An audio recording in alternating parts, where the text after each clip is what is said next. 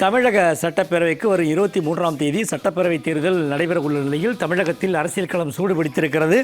இந்நிலையில் அனைத்திந்திய புரட்சித் தலைவர் மக்கள் முன்னேற்றக் கழகத்தின் பொதுச் செயலாளர் புரட்சித்தாய் சின்னம்மா அவர்கள் இன்று பேரறிஞர் அண்ணாவின் நினைவிடத்தில் வெற்றி வேட்பாளர்களுடன் சென்று மரியாதை செலுத்தியிருக்கிறார். அது தொடர்பான நேரலை காட்சிகளை தற்பொழுது நாம் பார்த்து கொண்டிருக்கிறோம். அனைத்திந்திய புரட்சித் தலைவர் மக்கள் முன்னேற்றக் கழகத்தின் சார்பாக தென்னந்தோப்பு சின்னத்தில் தமிழகம் முழுவதும் புதுச்சேரியிலும் போட்டியிடக்கூடிய வெற்றி வேட்பாளர்களை கழக பொதுச் செயலாளர் புரட்சித்தாய் சின்னம்மா அவர்கள் நேற்று அறிவிப்பு வெளியிட்டார். அதனைத் தொடர்ந்து இன்று பேரறிஞர் பெருந்தகை அண்ணாவின் நினைவிடத்திற்கு வெற்றி வேட்பாளர்களுடன் சென்று கழக பொதுச் செயலாளர் புரட்சித்தாய் சின்னம்மா அவர்கள் மரியாதை செலுத்த சென்று கொண்டிருக்கக்கூடிய அந்த நேரலை காட்சிகளை பார்த்து கொண்டிருக்கிறோம்.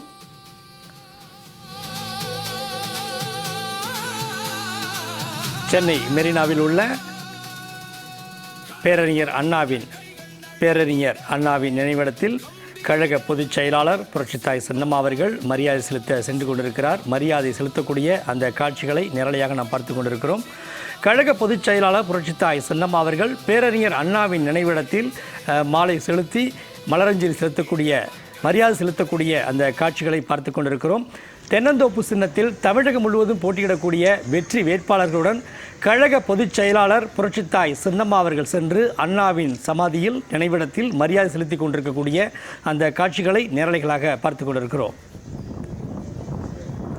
இது தொடர்பான கூடுதல் விவரங்களை நம்மோடு பகிர்கிறார் தலைமை செய்தியாளர் எழிலரசன். தற்பொழுது கழக பொதுச் செயலாளர் புரட்சித்தாய் சின்னம்மா அவர்கள் பேரறிஞர் அண்ணாவின் நினைவிடத்தில் மரியாதை செலுத்தியிருக்கிறார். கூடுதல் விவரங்களை பதிவிடுங்க.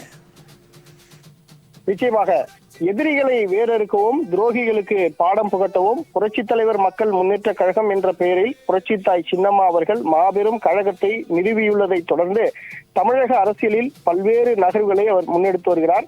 அவரின் ஒவ்வொரு நகர்வும் தமிழக அரசியலில் பெரும் தாக்கத்தையும் அதிர்வலைகளையும் உருவாக்கி வருகிறது. புரட்சித்தாய் சின்னம்மா அவர்கள் புதிய கழகத்தை நிறுவியதை தொடர்ந்து ஒட்டுமொத்த தமிழக மக்களும் புரட்சித்தாய் சின்னம்மா எடுக்கிற ஒவ்வொரு நடவடிக்கைகளையும் உற்று நோக்கி அவருக்கு மாபெரும் ஆதரவுகளை வழங்கி கொண்டிருக்கிறார்கள். பெண்கள், இளைஞர், முதியவர்கள், கிராமப்புறங்கள் என 8 திக்கிலும் இருந்து புரட்சித்தாய் சின்னம்மா அவர்கள் எடுக்கிற ஒவ்வொரு நடவடிக்கைக்கும் மாபெரும் ஆதரவு பெருகி வருவதை நாம் தொடர்ந்து காண முடிகிறது.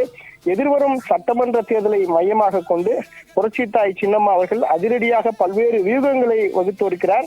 ஒவ்வொரு வியூகங்களும் அரசியல் வியூகங்கள், அதாவது எதிரிகளை எப்படி வீழ்த்த வேண்டும், துரோகிகளுக்கு நாம் எப்படி பாடம் புகட்ட வேண்டும் என ஒவ்வொரு வியூகங்களையும் ஒவ்வொரு நடவடிக்கைகளையும் அவர் மிக நேர்த்தியாக மேற்கொண்டு வருகிறார். அவரின் இந்த வியூகங்கள் அனைத்தும் மக்கள் மத்தியில், கழக தொண்டர்கள் மத்தியில் பெரும் வரவேற்பை பெற்று வருகிறது.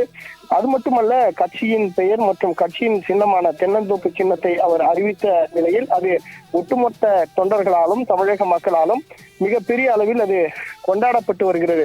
அவரின் சின்னமான, அதாவது புரட்சி தலைவர் மக்கள் முன்னேற்ற கழகத்தின் சின்னமான தென்னந்தோப்பு சின்னம் என்பது சாமானிய ஏழை எளிய மக்கள் கூட எளிதில் புரிந்து கொள்ளக்கூடிய சின்னமாக இருக்கிறது. அனைத்து மக்களுடைய வாழ்வில் ஒன்றிய சின்னமாக அது இருக்கிறது.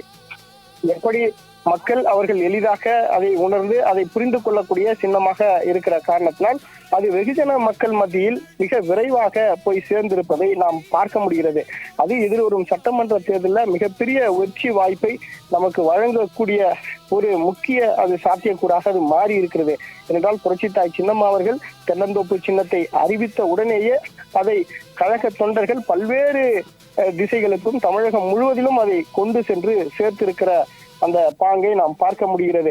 அது மட்டுமல்ல, தமிழகம் மற்றும் புதுச்சேரி சட்டமன்ற தேர்தலை மையமாக வைத்து கழக தொண்டர்களிடம் புரட்சித்தாய் சின்னம்மா அவர்கள் விருப்ப மனுவை பெற்றார். விருப்ப மனுவை பெற்ற ஒவ்வொரு தொண்டர்களிடத்திலும் அவர் நேரடியாகவே நேர்காணலை நடத்தினார். நள்ளிரவு வரை கூட பல நாட்கள் அந்த நேரலையில் அந்த நேர்காணல்கள் நடந்ததை நாம் காண முடிகிறது. அந்த விருப்ப மனு என்பது கழக தொண்டர்கள் உற்சாகமாக ஆரவாரமாக தமிழகம் முழுவதிலும் இருந்து பல்வேறு மாவட்டங்களில் இருந்து அலை அலையாக கூட்டமாக குடும்பமாக வந்து நாங்கள் புரட்சித்தாய் சின்னம்மாவுடைய தலைமையில் எதிர்வருகிற சட்டமன்ற தேர்தலில் களம் காண வேண்டும், வேட்பாளராக நாங்கள் களமிறங்க வேண்டும் என்று ஆர்வத்தை வெளிப்படுத்திய அந்த காட்சிகளை எல்லாம் நாம் காண முடிகிறது.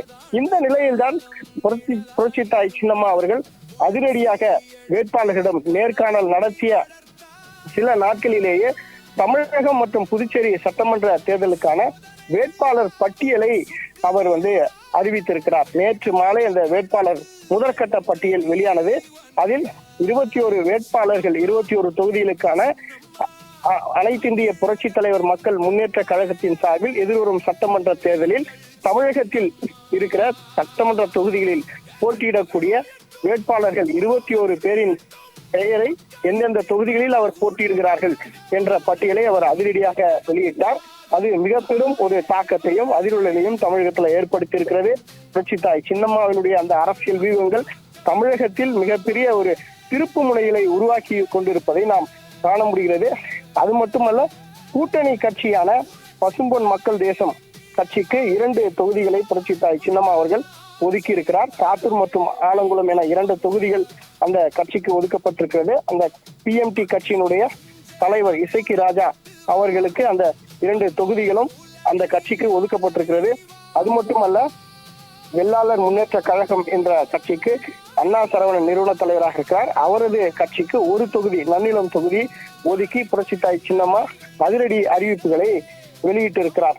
இந்த நிலையில்தான் புரட்சி தாய் சின்னம்மா அவர்கள் கழக தொண்டர்கள் மற்றும் கட்சியினுடைய எதிர்வரும் சட்டமன்ற தேர்தலில் போட்டியிடக்கூடிய இந்த 21 வேட்பாளர்களுடன் இப்போது கொள்கை தலைவர்களாக இருக்கக்கூடிய, அதாவது புரட்சி தலைவர் மக்கள் முன்னேற்ற கழகத்திற்கு புரட்சி தாய் சின்னம்மாவினுடைய அரசியல் கொள்கை தலைவர்களாக இருக்கக்கூடிய பேரறிஞர் ஆற்றல் படைத்த பேரறிஞர் அண்ணா மற்றும் புரட்சி தலைவர் ஏழை எளிய மக்களின் இதயங்களில் இன்னும் கூட குடியிருக்கிற புரட்சி தலைவர் எம்ஜிஆர் மற்றும் புரட்சி தலைவி அம்மா தமிழகத்தை மிகப்பெரிய வளர்ந்த மாநிலமாக இன்று மாறி இருக்கிறது என்றால் அது புரட்சி தலைவி அம்மாவினுடைய ஒவ்வொரு நலத்திட்டங்களால் அது உருவாக்கப்பட்டிருக்கிறது. தமிழகத்தை பார்த்து செதுக்கிய சிற்பிகளில் மிக முக்கியமான ஆளுமையாக விளங்கியவர் புரட்சி தலைவி அம்மா அவர்கள். இவர்கள்தான் புரட்சி தாய் சின்னம்மாவினுடைய கொள்கை தலைவர்களாகவும் நமது கட்சியினுடைய கொள்கை வழிகாட்டிகளாகவும் இருக்கிறார்கள். வாழ்கின்ற மக்களுக்கு வாழ்ந்தவர்கள் பாடமடி என்று சொல்வது போல இந்த 3 தலைவர்களும் நமது கழக தொண்டர்கள் எப்படி நமது கழகத்தை வழிநடத்த வேண்டும், யாருடைய அந்த கொள்கைகளை நாம் பின்பற்ற வேண்டும் என்பதற்கு மிக முக்கியமான முன்னுதாரணங்களாக இருக்கிறார்கள். கழக தொண்டர்கள் அனைவரும் அறிஞர் அண்ணாவை போல, புரட்சி தலைவர் எம்ஜிஆரை போல, புரட்சி தலைவி அம்மாவை போல அரசியலில் உறுதியாக இருந்து நாம் வழிநடக்க வேண்டும், ஏழை எளிய மக்களுக்கு பயனுள்ளவர்களாக இருக்க வேண்டும் என்ற அந்த உன்னத நோக்கத்தின்படி புரட்சி தாய் சின்னம்மா அவர்கள் அந்த 3 தலைவர்களின் அரசியல் பாதையில் இப்போது அவர்களுடைய அந்த பாதையை பின்பற்றி அவர் அரசியல் செய்து கொண்டிருக்கிற நிலைமையில் இந்த கொள்கை தலைவர்களாக இருக்கிற இந்த 3 தலைவர்களுடைய நினைவிடங்களுக்கு நேரடியாக புரட்சி தாய் சின்னம்மா அந்த நம்முடைய கழக வேட்பாளர்களுடன் அவர் கழக தலைவர்களுடைய அந்த நினைவிடங்களில் மரியாதை செலுத்தி கொண்டிருக்கிற அந்த காட்சிகளை நாம் பார்க்க முடிகிறது. இதற்கு முன்பாக பேரறிஞர் அண்ணாவுடைய நினைவிடத்திற்கு புரட்சி தாய் சின்னம்மா அவர்கள் மாலை அணிவித்து ரோஜா மலர்களை தூவி மரியாதை செலுத்தினார். அப்போது வேட்பாளர்களாக அறிவிக்கப்பட்டிருக்கிற கழக வேட்பாளர்கள், கழக தொண்டர்கள் உடன் இருந்தார்கள். அதைத் தொடர்ந்து புரட்சி தலைவர் எம்ஜிஆர் அவர்களுடைய நினைவிடத்திற்கு புரட்சி தாய் சின்னம்மா அவர்கள் அதே போல மாலை அணிவித்து மலர் தூவி மரியாதை செலுத்தி கொண்டிருக்கிறார். கழக தொண்டர்கள் உடன் இருக்கிறார்கள், கழக வேட்பாளர்களும் உடன் இருக்கிறார்கள். இந்நிலையில் புரட்சி தலைவி அம்மா அவர்களுடைய நினைவிடத்தில் புரட்சி தாய் சின்னம்மா அவர்கள் இப்போது உணர்ச்சி மிகுந்து அவர் இப்போது மரியாதை செலுத்திக் கொண்டிருக்கிறார். அந்த காட்சிகளை நம்மால் காண முடிகிறது. ஒவ்வொரு முறை புரட்சி தாய் சின்னம்மா அவர்கள் நினைவிடங்களுக்கு, இந்த 3 தலைவர்களுடைய நினைவிடங்களுக்கு வரும்பொழுது உணர்ச்சி பெருக்குடன் கழக தொண்டர்கள் உடன் அவருக்கு ஆரவாரம் செய்கிற அந்த காட்சிகளை இப்போதும் நாம் காண முடிகிறது. இப்படியாக இந்த மரியாதை நிகழ்ச்சி நடந்து கொண்டிருக்கிறது. கழக வேட்பாளர்கள் நமது கொள்கை தலைவர்களாக இருக்கிற பேரறிஞர் அண்ணா, அது மட்டுமல்ல புரட்சி தலைவர் எம்ஜிஆர், புரட்சி தலைவி அம்மா ஆகியோருடைய நினைவிடங்களுக்கு நாங்கள் எதிர்வருகிற சட்டமன்ற தேர்தலில் எதிரிகளை எப்படி வந்தாட போகிறோம், எதிரிகளுக்கு எப்படி நாம் அவர்களை வேறறுக்க போகிறோம், துரோகிகளுக்கு எப்படி நாம் பாடம் புகட்ட போகிறோம் என்று உணப்பூர்வமாக அவர்கள் தலைவர்களுடைய நினைவிடத்தில் அவர்கள் மரியாதை செலுத்தி அவர்கள் இப்போது உறுதி கொண்டு சென்று கொண்டிருக்கிற அந்த காட்சிகளை நாம் காண முடிகிறது. 3 தலைவர்களுடைய அந்த நினைவிடங்களில் புரட்சி தாய் சின்னம்மா அவர்கள் மரியாதை செலுத்தி இப்போது அவர் தொண்டர்கள் புடைசூழ இப்போது அந்த நினைவிடத்தில் வந்து கொண்டிருக்கிற அந்த காட்சிகளை நாம் திரையில் பார்க்க முடிகிறது. எதிர்வருகிற சட்டமன்ற தேர்தலில் புரட்சித்தாய் சின்னம்மா அவர்கள் அறிவித்திருக்கிற ஒவ்வொரு வேட்பாளரும் வெற்றி வேட்பாளர்கள், மக்கள் மத்தியில் மிகுந்த செல்வாக்கு படைத்த வேட்பாளர்கள் என்ற காரணத்தினால் எதிர்த்தரப்பில் இருக்கிற நமது துரோகிகளும் கழகத்தினுடைய எதிரிகளும் இப்போது தூக்கத்தை இழந்து அவர்கள் இப்போது நடுக்கத்தில் இருக்கிறார்கள் என்ற தகவல் தான் தொடர்ந்து வந்து கொண்டிருக்கிறது. நமது கழக வேட்பாளர்கள் அனைவரும் எதிர்வரும் சட்டமன்ற தேர்தலில் வெற்றி பெற்று அந்த வெற்றி கனியை புரட்சித்தாய் சின்னம்மாவின் பாதங்களில் கரங்களில் நாங்கள் சமர்ப்பிப்போம் என்று உறுதி பூண்டு இப்போது சென்று கொண்டிருக்கிற அந்த காட்சிகளை நாம் காண முடிகிறது. இப்போது முதற்கட்ட வேட்பாளர் பட்டியல் தான் வெளியாகி இருக்கிறது. விரைவில் இன்றோ அல்லது நாளையோ 2ஆம் கட்ட வேட்பாளர் பட்டியலும் வெளியாகும் என்று நமக்கு தகவல்கள் கிடைக்கின்றன. ஒட்டுமொத்த ஊடகங்களும் ஒட்டுமொத்த தமிழக மக்களும் புரட்சித்தாய் சின்னம்மா அவர்கள் யாரை கை காட்டுகிறார், யாரை வேட்பாளராக நிறுத்தப் போகிறார் என்பதை உற்று நோக்கி கொண்டிருக்கிற அந்த அனைத்து காட்சிகளையும் நம்மால் காண முடிகிறது. களத்தில் புரட்சித்தாய் சின்னம்மா அவர்கள் எடுத்திருக்கிற ஒவ்வொரு நடவடிக்கையும் மிகப்பெரிய அதிர்வல்களையும் திருப்பு முனைகளையும் உண்டாக்கி கொண்டிருக்கிறது. புரட்சித்தாய் சின்னம்மா அவர்கள் 3 கொள்கை தலைவர்களுக்கும் நேரடியாக அவர்களுடைய நினைவிடத்திற்கு வந்து அங்க மரியாதை செலுத்தி விட்டு இப்போது சென்று கொண்டிருக்கிறார். அந்த காட்சிகளை நாம் காண முடிகிறது. இன்றோ அல்லது நாளையோ 2ஆம் கட்ட வேட்பாளர்கள் பட்டியலும் வெளியாகும். மிக நேர்த்தியான மக்கள் மத்தியில் மிகுந்த செல்வாக்கு படைத்த வேட்பாளர்களை புரட்சித்தாய் சின்னம்மா அவர்கள் களத்தில் இறக்கியிருக்கிறார்.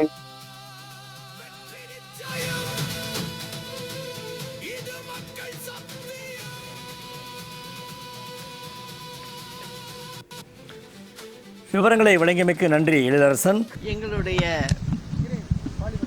வேட்பாளர்கள், வெற்றி வேட்பாளர்கள், அவங்கள எல்லாரையும் என் கூட அழைத்து வந்து எங்களுடைய தலைவர்கள் அண்ணா, புரட்சி தலைவர் மற்றும் அம்மா அவர்களிடம் ஆசி பெற்று புறப்படுகிறோம். அதற்காக இந்த நிகழ்வுக்கு வந்தோம். சரி,